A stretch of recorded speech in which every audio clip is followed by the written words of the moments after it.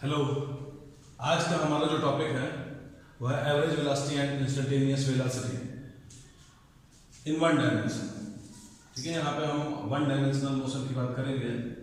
ठीक है, और मोशन की बात जब हमने की है तो हमने बताया हुआ है कि मोशन किसे कहते हैं।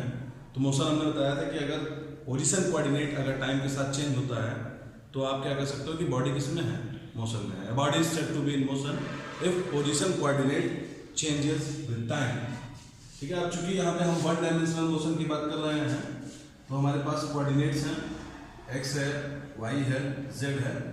अब पार्टिकल या तो एक्स एक्सिस पे जाएगा या तो वाई एक्सिस पे जाएगा या तो जेड एक्सिस पे जाएगा फॉर वन डायमेंशनल मोशन। ठीक है, वन डायमेंशनल मोशन के लिए या तो ये एक्स एक्सिस पे जाएगा या तो वाई एक्सिस पे या जेड एक्सिस पे। तो पार्टिकल क्या कर सकता है, एक ही तरीके का मोशन कर सकता है, तो एक्स डायरेक्शन में जाएगा या तो वाई या तो जेड। इसका मतलब इसके पास जो डिग्री ऑफ फ्रीडम है वो कितनी है, डिग्री ऑफ फ्रीडम का मतलब ये होता है कि पार्टिकल फ्रीली कितने तरीके से मूव कर सकता है। तो यहाँ पे एक तरीके से मूव कर सकता है, इसलिए जो डिग्री ऑफ फ्रीडम है वो क्या होगा, 1 होगा। तो हम ऐसे सिस्टम की बात कर रहे हैं जिसका डिग्री ऑफ फ्रीडम 1 है, उसमें हम क्या डिफाइन करेंगे, average velocity and instantaneous velocity.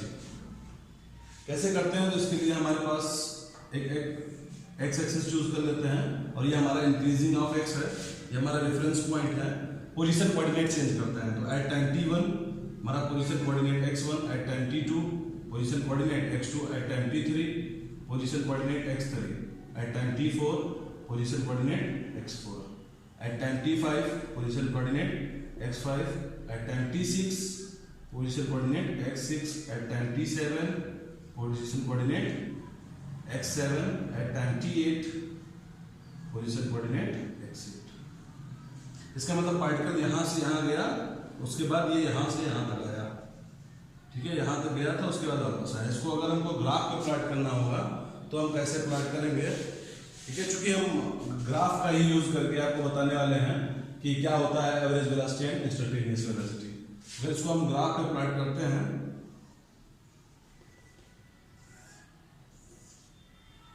ठीक है, तो ये हमारा हो जाएगा x1, x2, x3, x4, x5, x5, x6, x7 and x8, at time t1, t2, t3, t4, t5, t6, t7 and t8। तो t1 पे x1, t2 पे x2, t3 पे x3, t3 पे x3, t4 पे x4 and t5 पे x5, t6 पे x6, t7 पे x7 and t8 पे x8। इसका मतलब जो आपका ग्राफ बनेगा वो आपका कुछ ये होगा। ठीक है, थोड़ा ये पॉइंट थोड़ा एडजस्ट कर लेते हैं। तो आपका जो ग्राफ होगा वो ग्राफ रिप्रेजेंट ये होगा, ये वन डायमेंशनल मोशन का आपका ग्राफ है। और यहाँ पे जो मोशन है वो कैसा है, नॉन यूनिफॉर्म मोशन है। क्यों, क्योंकि जो x है वो not a linear function of time. इसका मतलब आपका जो मोशन है यहाँ पे वो कैसा है, मोशन है non uniform motion, non uniform motion. अब इसमें हम कैसे एवरेज वेलोसिटी डिफाइन करेंगे, तो एवरेज वेलोसिटी हम किसी टाइम इंटरवल में डिफाइन करते हैं। जैसे मान लो कि हम एवरेज वेलोसिटी निकालना चाहते हैं t3 एंड t4 के बीच में, तो हमारा t3 पे हमारी पोजीशन कितनी है, x3, और t4 की पोजीशन कितनी है, x4। तो इनके बीच में आप एक स्लोप बना लोगे t4 एंड t3 के बीच में ये। और xt ग्राफ का जो स्लोप होता है, xt ग्राफ का जो स्लोप होता है वो वेलोसिटी को देता है, वेलोसिटी। हम यहाँ पे स्लोप से ही एवरेज वेलोसिटी को डिफाइन करना चाह रहे हैं। तो एवरेज वेलोसिटी हम निकालना चाह रहे हैं time interval t2 and t3। तो एवरेज वेलोसिटी को हम लोग डिनोट करते हैं v bar. Then v bar is equal to क्या जाएगा यहाँ पे, एट t3 t4 पे निकालना चाहते हैं तो v बार मतलब position at t4 minus position at t3 upon t4 minus t3। इसको लिख सकते हैं average velocity is equal to delta x upon delta t।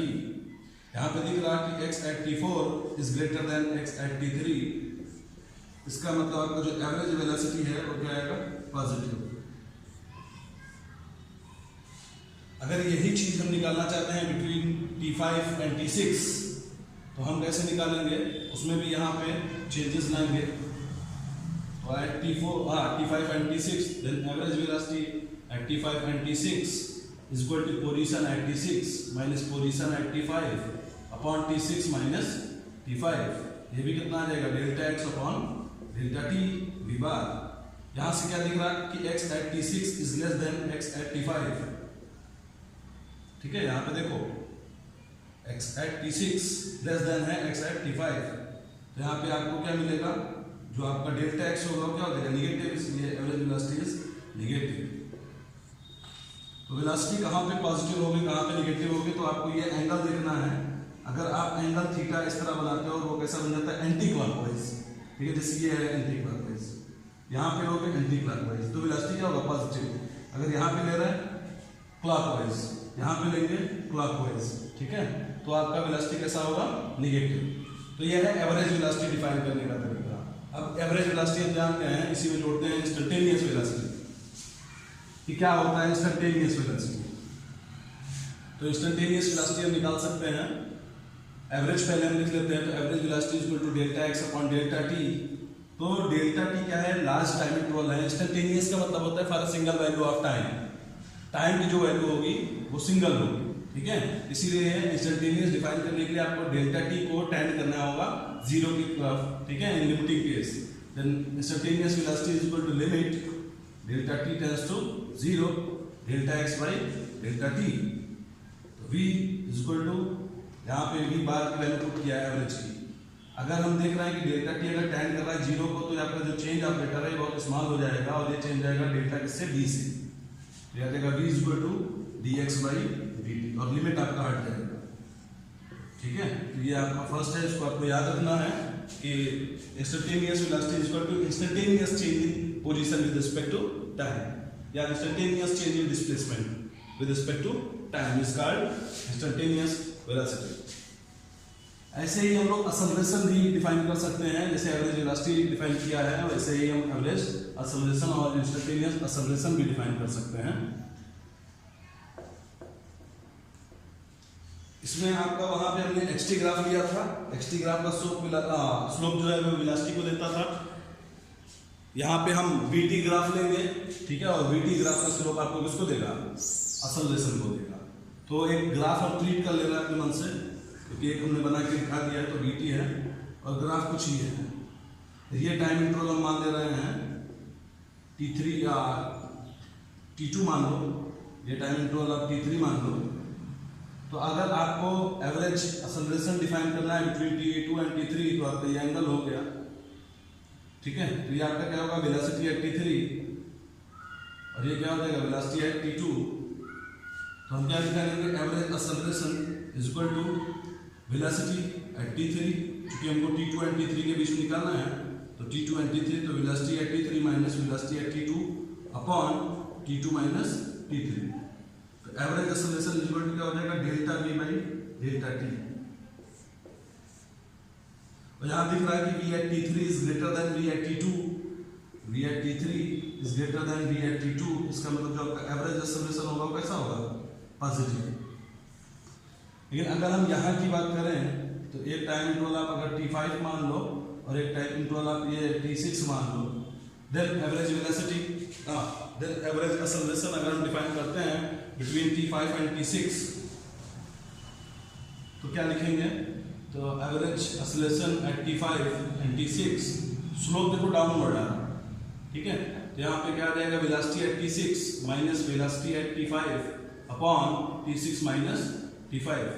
तो velocity eight t6 is less than t5, ठीक है। तो ये भी कितना आ जाएगा, delta v by delta t, ये बार, ठीक है। ये बार बार इसलिए लिखते हैं एवरेज के लिए।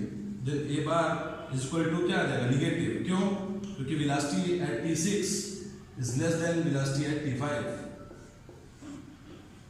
इसका मतलब एवरेज एक्सेलरेशन क्या आ जाएगा, निगेटिव, ठीक है। यहाँ पे भी वही बात करनी है। अगर आपका थीटा कैसा बनता है, anti clockwise positive and clockwise negative, ठीक है। तो ये हो गया average velocity and average acceleration, instantaneous velocity and instantaneous acceleration. यहाँ पे इंस्टेंटेनियस एक्सेलरेशन, तो इंस्टेंटेनियस एक्सेलरेशन तो हम एवरेज एक्सेलरेशन डिफाइन कर चुके हैं, equal to delta we by delta t. Instantaneous बनाने के लिए हम क्या करेंगे, instantaneous acceleration equal to limit delta T tends to 0 of average. जब एवरेज का हम डेल्टा टी टेंड्स टू 0 कर देंगे तो वहाँ जो आपका चेंज है वो स्मॉल होगा, ठीक है, या जो आपका जो टाइम होगा वो टाइम करेगा 0 की तरफ। इसका मतलब ये मेजर करेगा सिंगल वैल्यू ऑफ टाइम। तो सिंगल वैल्यू ऑफ टाइम का मतलब इंस्टेंट, मतलब इंस्टेंटेनियस एक्सेलरेशन। तो A equal to limit delta T tends to 0, ये बात का मतलब delta we by delta T. Then delta को चेंज कर देंगे इससे डी ऑपरेटर से, देन ए इक्वल टू कितना आ जाएगा, डीवी बाई डी। तो जो आपका इंस्टेंटेनियस एक्सेलरेशन है वो है instantaneous change in velocity for a single value of time, ठीक है, इसका इंस्टेंटेनियस एक्सेलरेशन।